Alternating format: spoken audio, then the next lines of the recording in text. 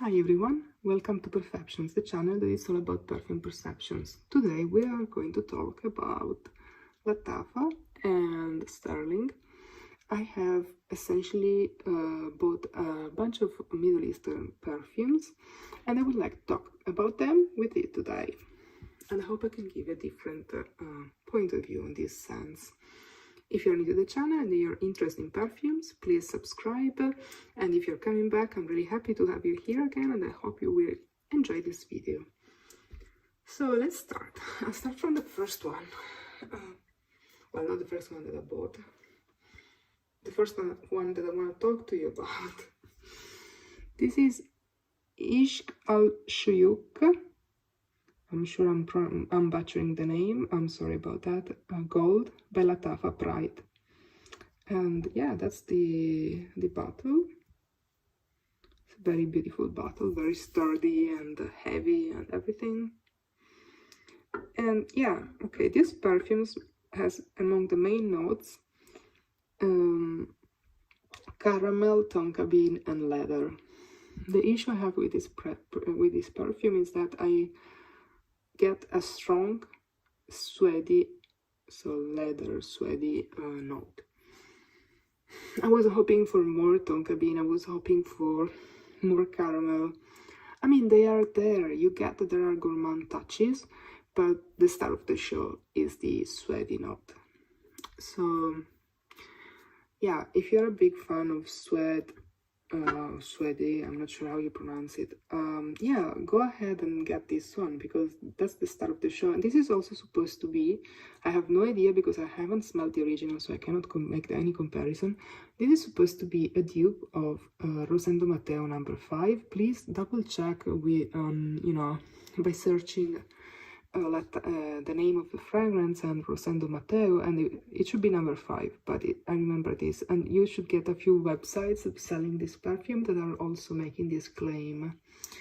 Yeah, and it's powerful. I mean, it's not obnoxious, it's pretty strong but not obnoxious, and super powerful, meaning longevity, but also sillage.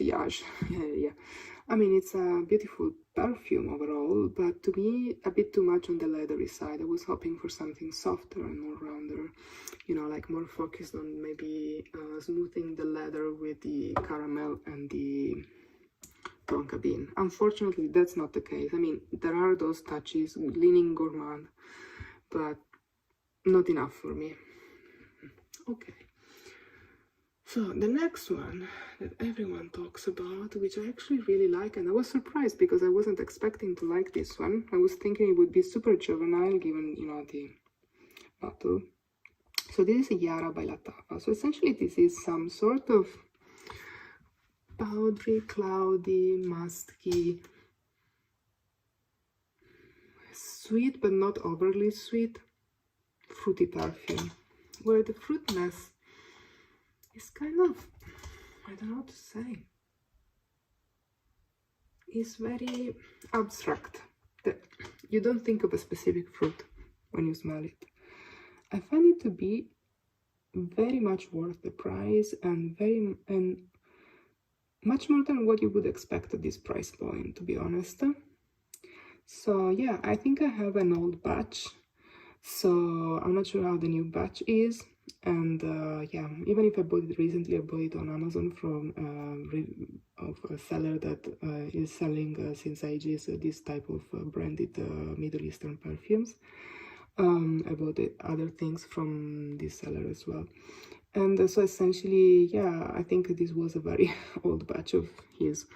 But yeah, I cannot comment if the new batches are different, but yeah, it's a beautiful perfume. Way more interesting than what I was expecting. And before I forget, if you go on Delicious Delights channel, she also smelled this one from a sample and she said that this is similar to Sensual Orchid by Laurent Mazzone, which I kind of understand why she's saying it. So in case you are passionate about that perfume, you could try this one, you know, like you could get some sort of similar scent profile. Then another perfume that I would actually discourage anyone from buying, to be honest, even if I'm a big fan of the perfumes in this type of style is the Opulent Red by Lattafa. Why am I discouraging you from buying this one? Let me explain myself.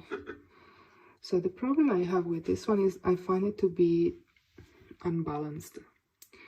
On one side you smell something green, something that could be, how can I say, aromatic maybe. And on the other side you have some green florals, tuberose probably, and stuff like that. I do love tuberose. I do love this type of, I do love red malachite. Is that the name? From Armani. I have it. I even have a backup bottle for that one. Rouge malachite. I see how I'm confused by the Opulent Red name of the Lattafa kind of clone, which this kind of seems that this one tries to emulate Rouge malachite, but I don't think they're getting anywhere close. And it's a very unbalanced perfume to my nose, so I would not recommend you buying it. I would not really, to me, it's not pleasant whatsoever. So yeah, it could be that maybe I'm, you know, like, I'm more sensitive to some molecules than others, and so maybe I find it to be unbalanced because maybe there's something in the middle that I cannot smell. But I love Rouge malachite, I love the white florals, tuberose and long, tropical white florals, and also white florals with aromatic touches. I love that style. It's essentially my favorite style, essentially, in perfumery. I mean, of course, now I like so many styles that, you know, but it's always been my favorite style, and I think nowadays still is, if I really have to think of something. But yeah, I don't think this is a good version of that style, a good example. I would not recommend you to buy this one, even if it's very cheap. I don't think it's worth it. I mean, mostly because I've never worn it, and I don't mean to wear it at any point in time. So, I mean, like, I have this bottle since, I don't know, 5 or 6 months, maybe? Something like that. Never touched. I mean, yes, I'm spraying it. I'm hoping that, you know, that it will change, that it will improve. Yeah, no, it has changed a bit, but it's not there. It didn't reach any good point. Then let's talk about the very famous Camera by Lattafa. So that's my bottle of Camera. So this is a boozy, fruity, woody type of perfume, and it's similar to Angel Share. For those that feel physically bad when tuberose is around, here there is tuberose. It doesn't smell like a tuberose perfume, but it is a supporting note that gives body to the perfume. So just for you to be aware of it. I mean, the bottle is really nice. It kind of mimics, you know, oops, sorry, glass of super alcoholic beverage. To me, it's more cognac than anything else, if I can say. I'm not an expert in this type of beverages, but I don't think it's rum. I don't think it's whiskey. So I would say probably cognac or something like that. Yeah, so this Angel's Share dupe, I mean, I don't think it's exactly like Angel Share. I actually like this one better as scent profile. It doesn't mean, you know, of course, I'm not saying that the quality of this one is superior. I'm just saying that I find it more enjoyable for my own taste.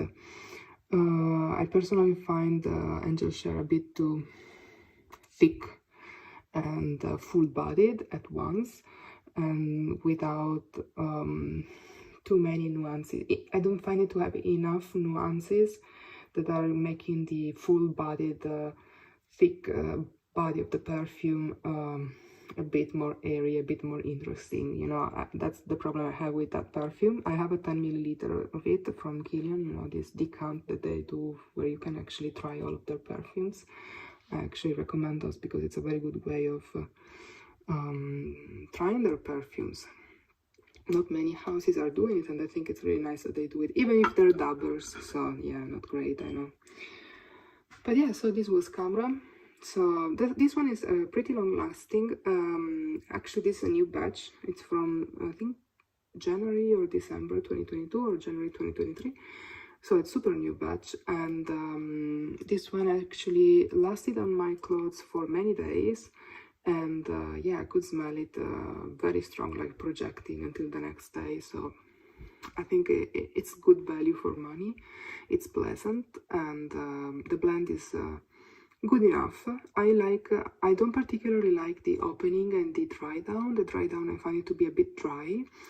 But the heart of the perfume, I think, is very nice, very smooth, well-rounded. You know, I think it's the best part in the evolution of the perfume. And then I think I'm missing two. I think I'm missing two. I haven't talked about this one. So that's Cherry Lust by Sterling. As I told you at the beginning of the video, we had also Sterling perfume. Sterling is the name, the brand which is behind the name brand Armaf. This is not from the Armaf line, it's from another line. I'm sorry, I don't remember now the name of the line, but if you look for Cherry Lust Sterling, it will pop up.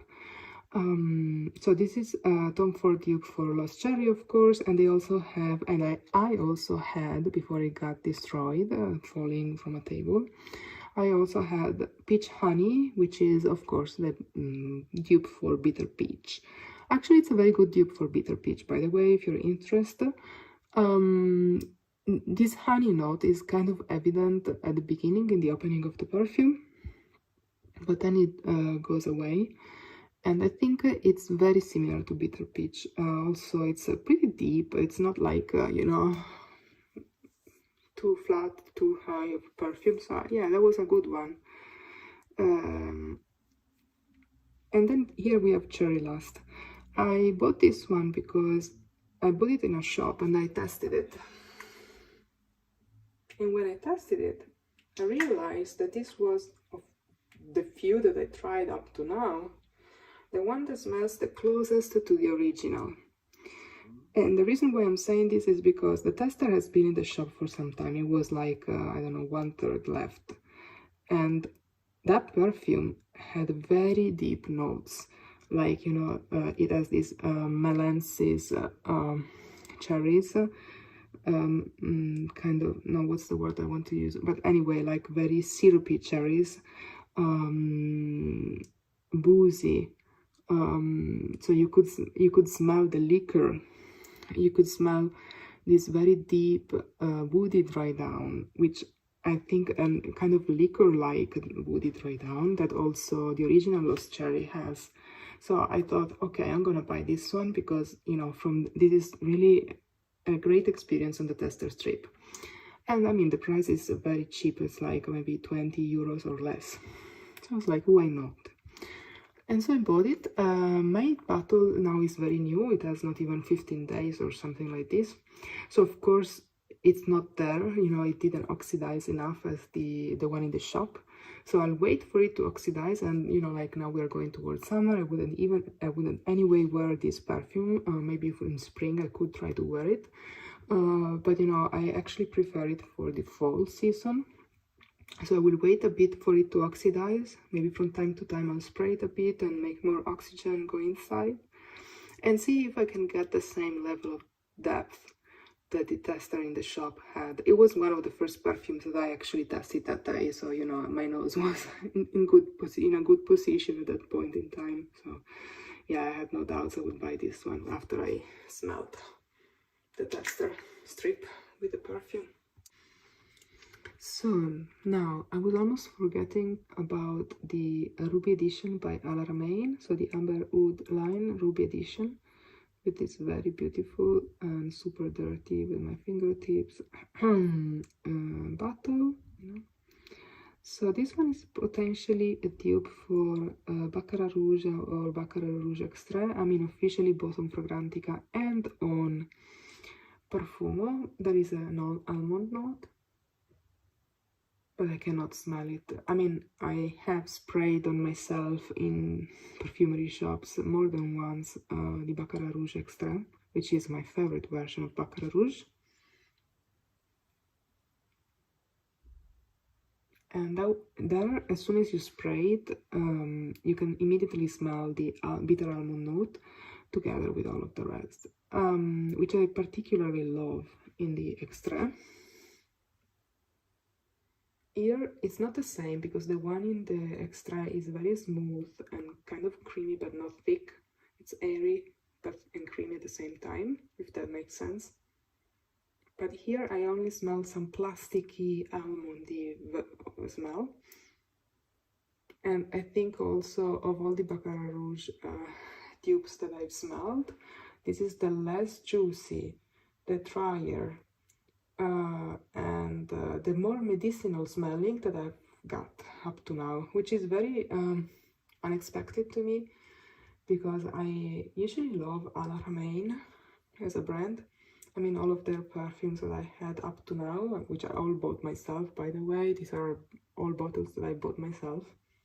I mean, I don't have any sponsored video. I don't have anything that has been gifted to me from, you know, companies or anything. So anyway, what I was saying is that in comparison to the original, this one lacks the juiciness, the creaminess, but you know, that creamy but airy, not thick type of thing going on with the almond there. This is dry, it's more medicinal, and that almond touch is actually kind of plasticky. Yeah, I'm not a big fan of this one. I'm thinking of sending it back because I could potentially, and I'm really thinking for, you know, it doesn't happen often at all with me, but I really think I may send this one back. It's too far from for me from what they're trying to emulate, and it's kind of such a, I don't like the way it came through to my nose. Too medicinal. I've never suffered the medicinal type of smell in Baccarat clones or in Baccarat itself, but in this one, yes. It makes me think of hospital, dentist room, that type of things, like the gloves of the doctors, and you know, the disinfectant smell. You can get it in this one, and you can also, you know, again, the almondy is not the same type of almond that you get in the Baccarat Extra, Baccarat Rouge Extra, but it's this plasticky almond, if anything, and it's dry. It's not juicy. I mean, it doesn't go smooth. It's really dry. So yeah, I would not recommend this one. At least to my nose, this one doesn't smell. I mean, it doesn't manage to capture what makes the original magical. You know, nothing of it. That's the problem that I see. It's just strong, potent, and piercing, but that's it. That's it. And I think the original, while being potent and strong, it's not piercing. It manages to be kind of airy and transparent, if you understand what I mean. Yeah, that's it with this one.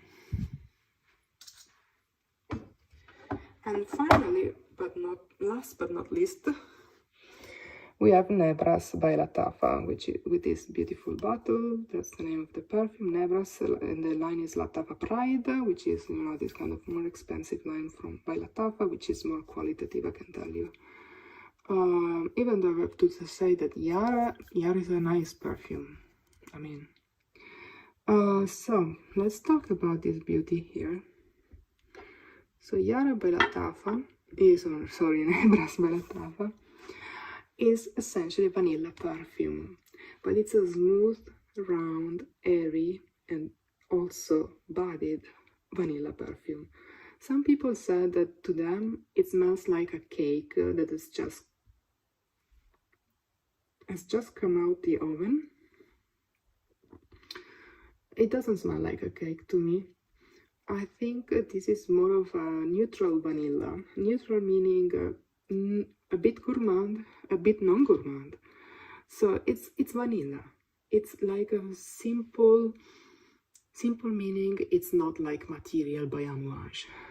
which is ambery, strong, deep, dirty, a lot of things. And I actually don't like it. I mean, I would not wear material by Amouage. I love Amouage as a house. I mean, it's one of my top houses. But yeah, I wouldn't wear that perfume. It's too much for me. This is not, of course, it's very far away from that perfume. You know, it has nothing to do with that style of vanilla. But it's not even the vanilla like in Buontalenti. I own Buontalenti.